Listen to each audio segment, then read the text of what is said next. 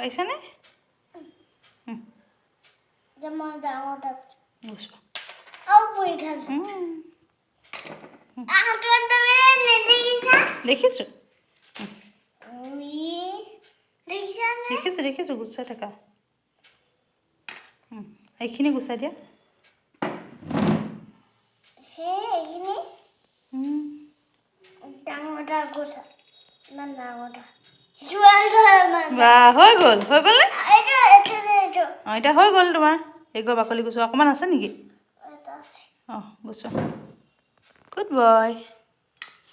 দেখুৱাই দিয়া ওপৰলৈ দাঙি দেখুৱা হৈ গ'ল বুলি কোৱা।